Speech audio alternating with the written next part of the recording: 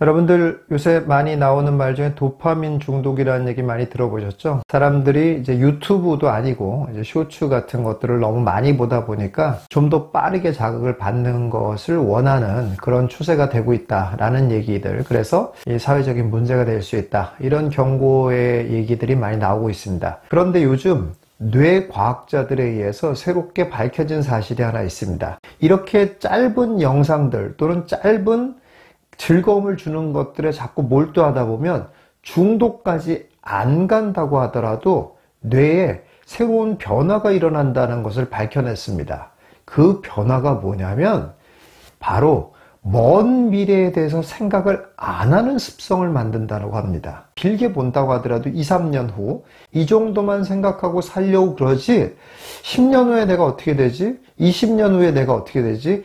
라는 생각은 아예 하려고 생각조차도 안 하게 만드는, 이런 현상을 만드는 역할을 한다, 이런 얘기입니다. 요즘 세대를 살아가는 젊은이들에게 가장 큰 문제가 뭡니까? 이전 세대보다 부를 만들어가는 것이 굉장히 어려운 시대가 됐다라는 거예요. 그런데 더 큰 문제는 뭐냐면 앞으로 더더욱 부를 만들기는 더 어려운 시대로 자꾸 되어가고 있다는 거예요. 근데 이게 무슨 뾰족한 해결책이 없어요. 이거를 더욱더 부추기는 일이 벌어졌어요. 그게 바로 뭐냐면 청약입니다. 청약을 하지 말아라라는 얘기가 아니에요. 청약이 희망 고문이라는 거예요. 이게 계속 언젠간 내가 한 방에 있어, 언젠간 내가 굉장히 큰 돈을 벌 수 있어 라는 희망을 계속 줌으로써 현실적인 대안을 안 세우게 만든다는 게 가장 큰 문제라는 겁니다. 그래서 계속 가난을 이어가고 그 중에 일부 성공하는 사람들을 제외한 나머지 사람들은 끝내 가난을 못 벗어나고 끝낼 가능성도 매우 높아졌다는 겁니다. 이 책에서는 아주 재밌는 분석 하나가 나옵니다. 항우와 유방의 싸움에서 결국 유방이 승리를 하게 되잖아요. 근데 그 유방이 승리하게 된 이유가 뭐냐라는 분석을 할 때 이렇게 분석을 합니다. 항우는 너무 빨리 각 영주들에게 땅을 나눠줬다라는 거예요. 그런데 유방은 굉장히 질질 끌었다는 겁니다. 그게 항우와 유방의 성공을 가르는 포인트였다라는 분석이 나옵니다. 무슨 말이냐면 너무 빨리 상을 받은 그런 공신들 입장에서는 더 이상 항우한테 기대할 게 없다라는 거예요. 고마운 마음은 잠깐이고 뭔가 기대할 이득이 있어야지 계속 항우에게 충성을 바치는데 더 이상 기대할 게 없다 이거죠. 다 받을 거 다 받았으니까. 이런데 그에 비해서 유방은 뭔가 금방 그 공신들에게 상을 내려줄 것 같았는데 계속 질질 끌으니까 계속 유방에게 잘 보여야 되는 거예요. 그래야지 내 공이 날아가지 않을 거고 그래야 내가 상을 받을 거 아닙니까? 그러니까 계속 유방에게 충성을 바치게 됐다라는 거예요. 그것이 결국 유방과 항우의 승패를 가르는 요소가 됐다라는 분석을 하고 있습니다. 이게 결국 유방이 일종의 희망 고문을 한 거예요.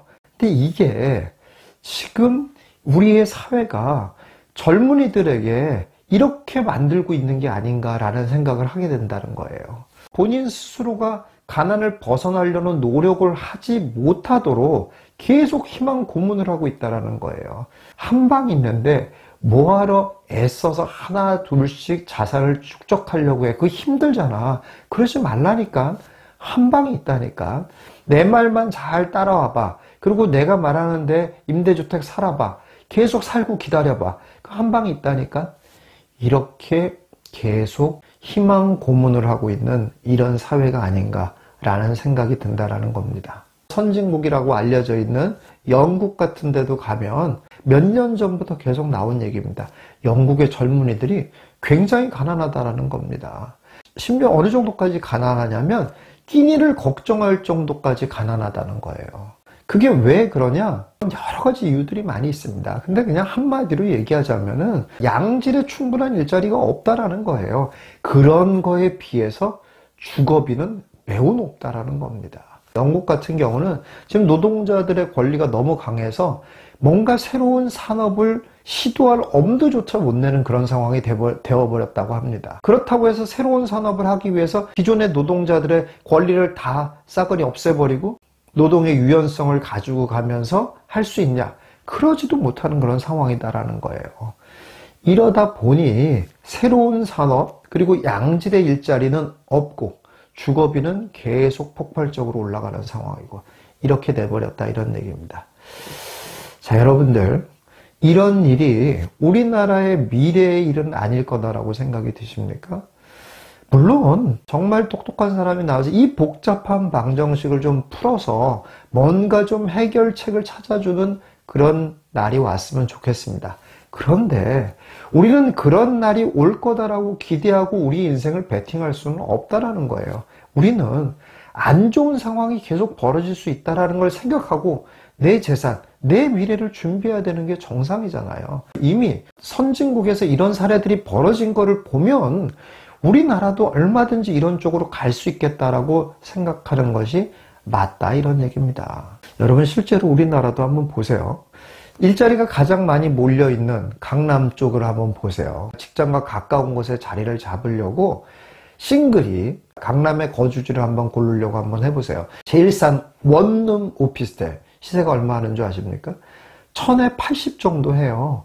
근데 거기에 끝이 아니잖아요. 또 관리비 내야 되잖아요.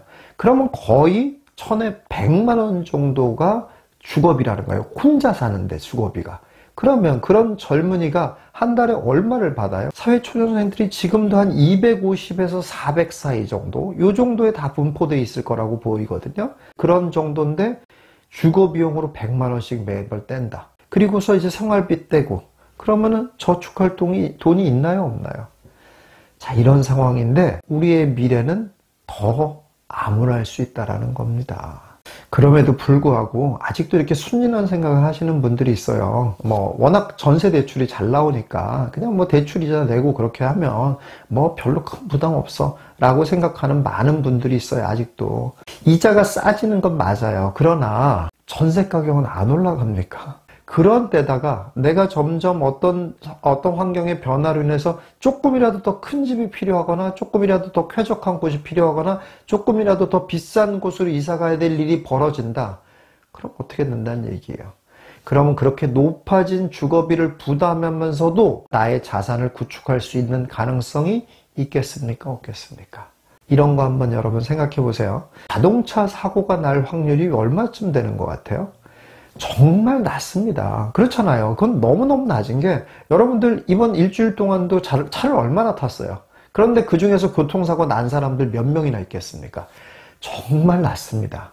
그럼에도 불구하고 왜 우리는 그 아까운 자동차 보험료를 왜 냅니까? 낮은 확률이지만 만약에 사고가 일어나면 매우 치명적이기 때문에 그래서 그래요. 그렇잖아요.